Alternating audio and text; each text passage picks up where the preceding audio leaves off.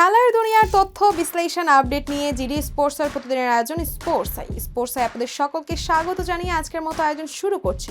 পুরো অনুষ্ঠান জুড়ে আপনাদের সঙ্গে আছি আমি তাসফিয়া তাবাসসুম। বক্সিং ডে টেস্টে অস্ট্রেলিয়ার 82 কোটি টাকার ক্ষতি। অ্যাশেজের ইতিহাসে একদিনে সর্বোচ্চ 93,442 জন দর্শক মাঠে হাজির হয়েছিল গতকাল। মেলবোর্ন টেস্টের দ্বিতীয় দিনেও কানায় কানায় পূর্ণ ছিল স্টেডিয়াম। তৃতীয় দিনের জন্য প্রায় লাখখানেক টিকিট বিক্রি হয়েছিল, কিন্তু দুদিনেই শেষ হয়ে গেল বক্সিং ডে টেস্ট। দর্শকদের হতাশার পাশাপাশি সম্প্রচার সত্ত্ব ও বিজ্ঞাপন থেকে প্রত্যাশিত অর্থ হাতছাড়া হচ্ছে ক্রিকেটার অস্ট্রেলিয়ার।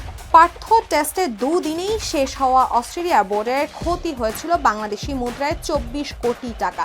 মেলবোর্ন টেস্টেও ক্ষতির পরিমাণ 82 কোটি টাকা বলে গণমাধ্যমের খবর। এর আগে মেলবোর্নের প্রথম দিনে 20 উইকেট পড়ার পর হতাশা প্রকাশ করেন ক্রিকেট অস্ট্রেলিয়ার প্রধান নির্বাহী টড গ্রিনবার্গ। তিনিও স্বীকার করলেন এভাবে দুদিনে টেস্ট শেষ হওয়া বোর্ডের জন্য ক্ষতির।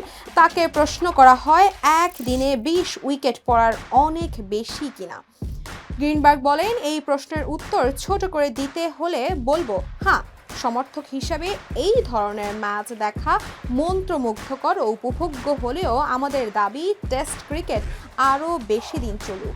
ছোট টেস্টে ব্যবসার পক্ষে খুবই খারাপ, এ থেকে কড়া উত্তর আর হয় না। তিনি আরও বলেন, ব্যাট ও বলের মধ্যে আরও ভারসাম্য রাখা দরকার। আগের দিন বোলাররা বেশি সুবিধা পেয়েছিল, তবে ব্যাটারদেরও আরও যত্ন নিয়ে খেলা দরকার ছিল। সব দোষ পিচের উপর দিয়ে দিলে চলবে না। এই ধরনের ছোট ম্যাচের পুনরাবৃত্তি আর না ঘটাতে তার প্রশাসন কোনো হস্তক্ষেপ করবে কিনা প্রশ্নে গ্রিনবার্গের উত্তর, ঐতিহ্যগতভাবে আমরা পিচের প্রস্তুতি নিয়ে কোনো কথা বলি না। পিচ যারা তৈরি করে তাদেরকে নিজের মতো করে করার অধিকার দেওয়া আছে, কিন্তু বাণিজ্যিকভাবে ক্রিকেট খেলার উপর যেভাবে প্রভাব পড়ছে তাতে পিচের দিকে নজর না দেওয়াই কঠিন। তিনি বললেন, তবে আমি বলছি না যে আমরা মাঠ কর্মীদের সঙ্গে কথা বলবো এ নিয়ে, কিন্তু আমরা কি প্রত্যাশা করছি তার উপর ভিত্তি করে ওরা কি করছে সেদিকে নজর থাকবে।